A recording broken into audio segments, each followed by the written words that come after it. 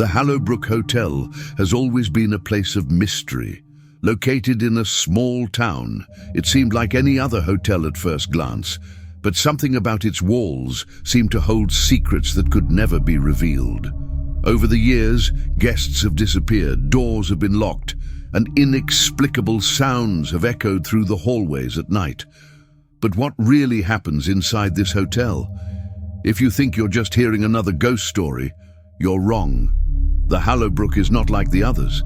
The stories you're about to hear involve more than just simple apparitions.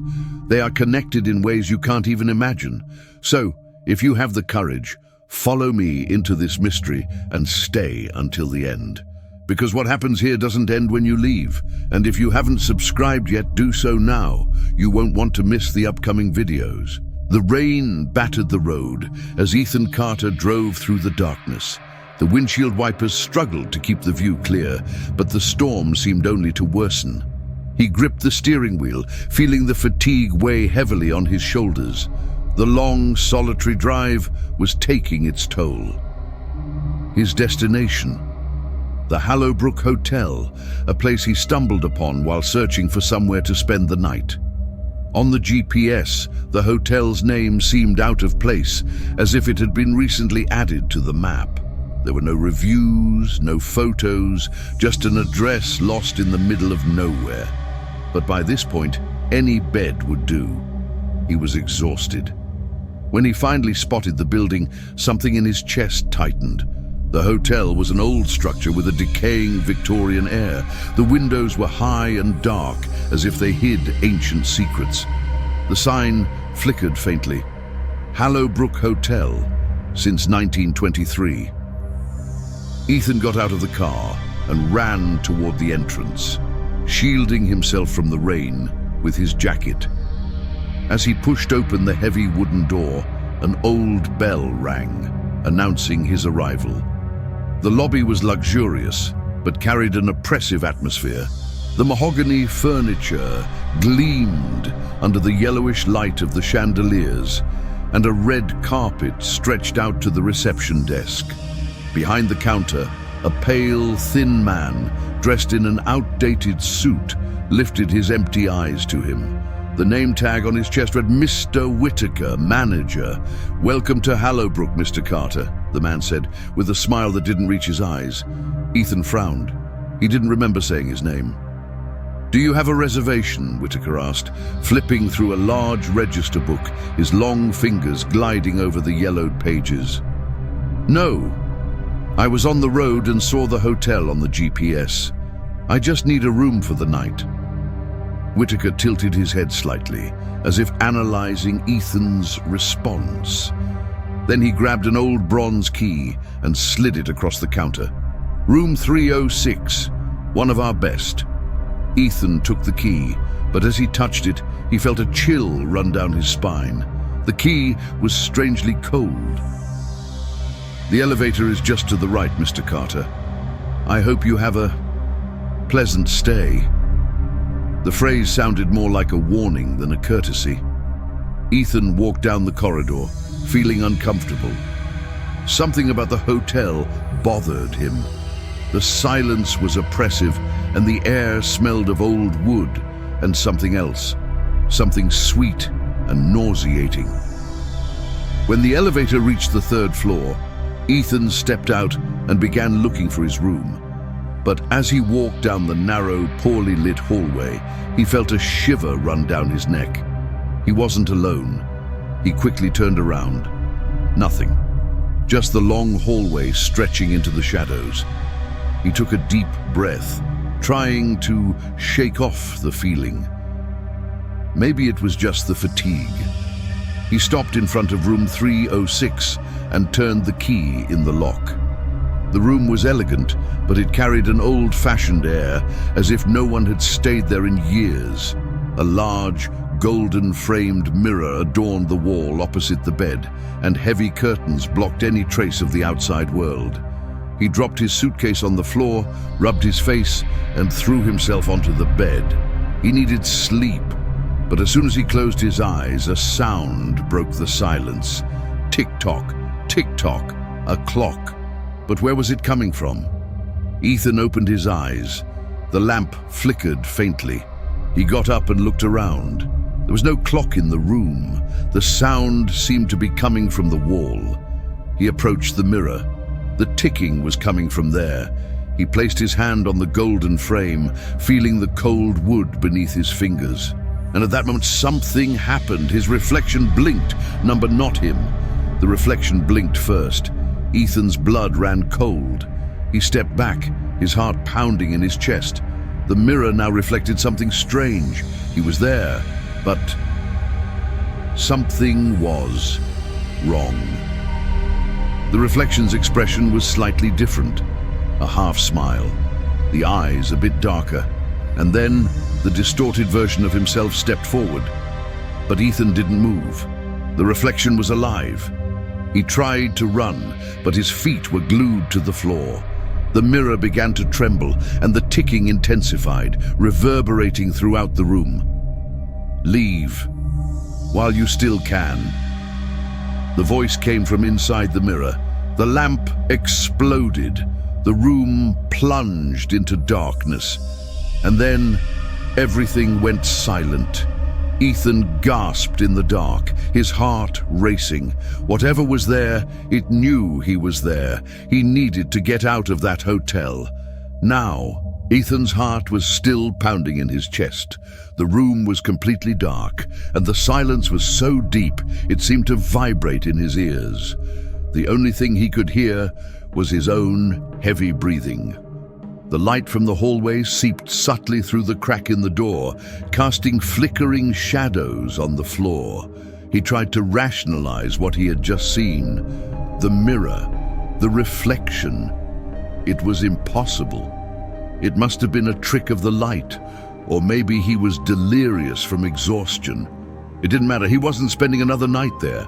With trembling fingers, Ethan picked up the room key from the nightstand. But as soon as he touched it, a soft sound echoed down the hotel corridor. Tap, tap, tap. Footsteps. Someone was walking outside the room. Ethan froze, his senses on high alert. The footsteps were slow, methodical, as if someone was patrolling the hallway. He approached the door and peered through the peephole. The corridor was nearly empty, except for a figure standing directly in front of the door to the room next door. 308. It was a woman. She wore a long, dark dress that seemed to belong to another era. Her black hair was immaculately styled, and her skin was so pale it almost glowed under the faint light from the hallway. Ethan watched as she slowly raised her hand and knocked on the door of room 308. Knock, knock, knock. She waited a few seconds. No response. She knocked again. Knock, knock, knock. Silence. The woman stood there, motionless, as if waiting an eternity for someone to open. Then something made Ethan hold his breath. Slowly, as if she knew she was being watched, the woman turned her head toward him. Her eyes were as black as the void. Ethan staggered back, pulling away from the peephole as if he had been shocked.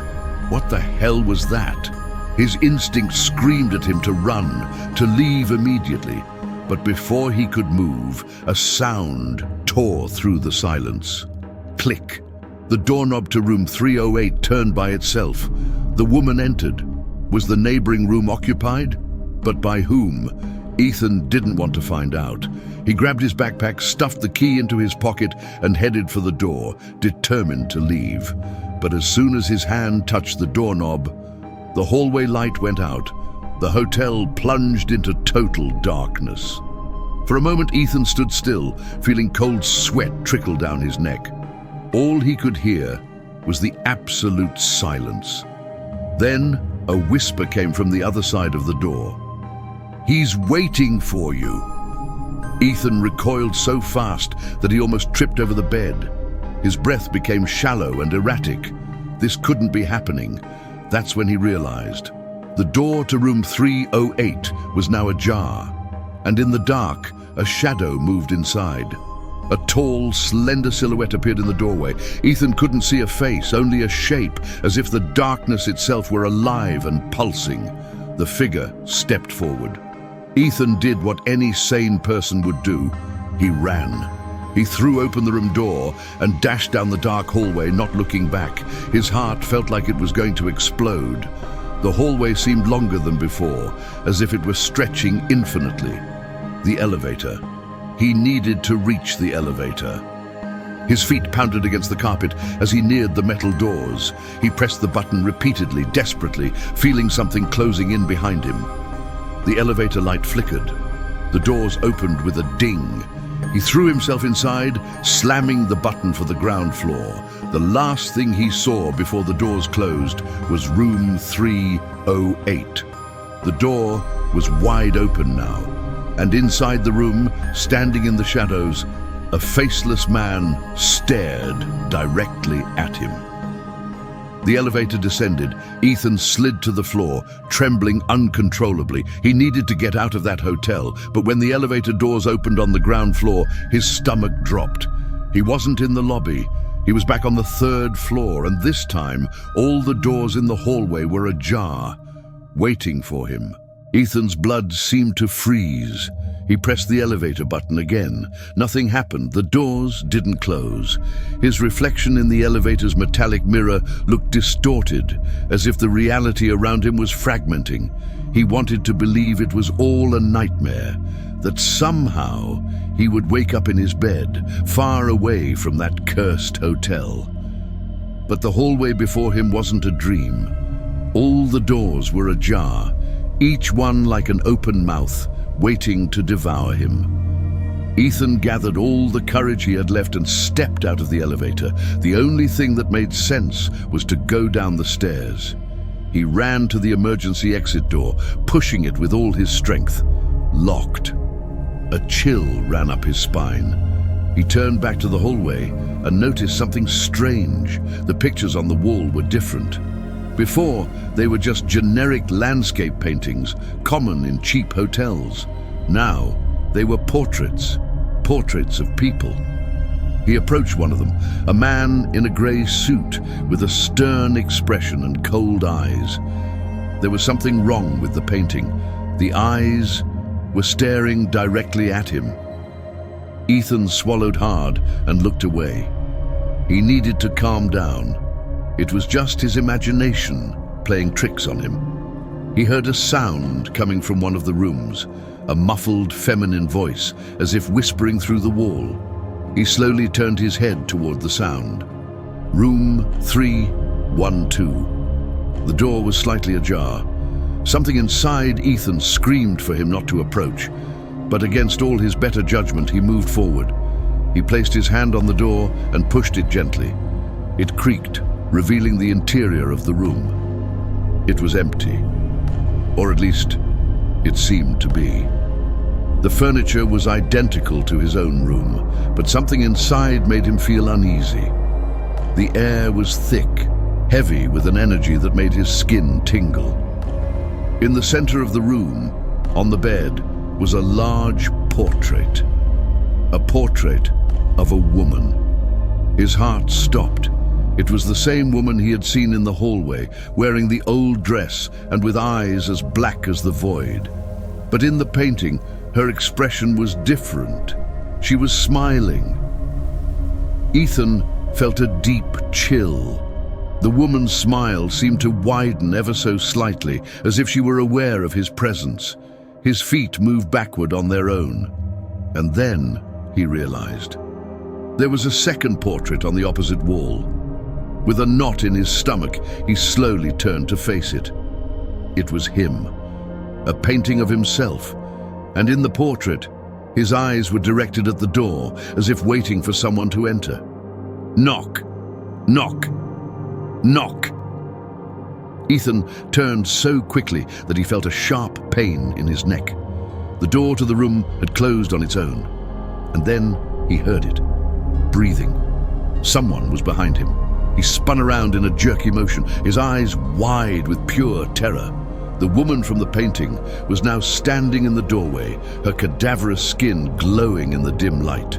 Her smile opened even wider, revealing sharp teeth like blades. Ethan tried to scream, but nothing came from his throat. He ran for the door, desperately trying to turn the doorknob. Locked.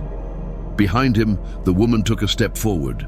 Her dark dress seemed to float, and her eyes were like black holes, sucking in all the light around her. And then she whispered, "Now you belong to him too." In the next instant, all the lights in the room went out. Silence. And then the door opened on its own. The hallway was empty again, but Ethan's portrait was now different. His eyes no longer looked at the door. They were turned backward, as if they were staring at something inside the room. Whatever it was still waiting. Ethan stumbled out of room 312, his heart pounding against his ribs. The hallway remained silent, but there was something different now. The air felt heavier, as if he were breathing through thick liquid. His portrait, that distorted image of himself, was still on the wall, and he couldn't shake the feeling that somehow he had become part of it. He needed to leave that floor. With tense muscles, he walked down the hallway, lit only by the dim emergency lights. Every step echoed off the narrow walls, as if the hotel were whispering back to him. Then he heard it, a phone ringing. The sound was piercing, a sharp tone that shattered the silence like glass breaking. He followed the sound, a cold sensation filling his chest. The phone was on the reception counter of a small lounge at the end of the hallway. The sign above it read, "VIP area, restricted access." Ethan had never noticed that section of the hotel before. The phone kept ringing. He swallowed hard and picked up the receiver. "Hello." For a moment, there was only static. Then, a female voice whispered, "Don't look back." Ethan's stomach churned. He felt it. Something was behind him. The temperature dropped drastically, and an invisible presence pressed against the air around him. The hairs on the back of his neck stood on end. The voice on the phone whispered again, "If you run now, maybe he won't find you." The line went dead. Ethan didn't hesitate. He bolted down the hallway, not looking back. Each step felt heavier, as if the floor was draining his strength. He didn't know where he was going. He just ran. That's when he realized the hallway didn't end. He was trapped. The same portraits, the same ajar doors. He was running in circles, and then he saw something that froze his blood. At the end of the hallway, standing in absolute silence, was a man. He was tall, wearing an old suit, and his skin was gray, lifeless. But the worst part was his eyes. He had no eyes, only a dark void where they should have been. The man slowly raised his hand and pointed at Ethan. "Your time is up." The lights in the hallway began to flicker violently. The ground trembled beneath his feet, and then the world shattered into darkness. The sound of an elevator opening echoed through the emptiness. Ethan woke up suddenly, lying on the cold floor. His head throbbed, his vision was blurry. He didn't remember passing out. The hotel was now completely dark, except for the dim light flickering inside the elevator open before him. He didn't want to go in, but staying there was not an option. With trembling muscles, he stood up and took a step inside. As soon as his boots touched the metallic floor, the doors closed on their own. The button for the ground floor was pressed, but the elevator went up. A mechanical grinding sound echoed in the gears, and the panel showed that it was ascending to the 14th floor. But this hotel didn't have a 14th floor. Ethan's heart was pounding so loudly he could hear it in his ears. The elevator stopped. The doors opened slowly, revealing a narrow, dark corridor. There shouldn't have been anything there, but there was one room at the end of the hallway. The door was slightly open, and inside, a weak light flickered. Ethan tried pressing the button to go down. Nothing happened. The elevator didn't respond. He tried forcing the doors to close. Nothing. The only way out was through that corridor. The cold in the air was sharp. Every step he took echoed as if he were in an endless tunnel. The room before him seemed to be waiting for him. The moment he reached the door, it opened on its own. Room 1408. Inside, there was only a chair in the center of the room, and on it, an old cassette tape recorder already playing. The tape spun slowly. Then, a voice began to speak. "Ethan Carter, welcome to the last floor." He froze. The voice was his own. "You've come here because you were chosen, like all those before you. But now, it's your turn to decide." The recorder made a static noise. "If you leave this room, the hotel will take you back to where it all began, but you will never truly leave." Ethan felt a deep shiver down his spine. "But if you stay, you can become part of the hotel, part of the story, part of something bigger." The tape stopped. The silence was crushing, and then he realized the room was filled with portraits. Each frame showed a different person. Men, women, young, old.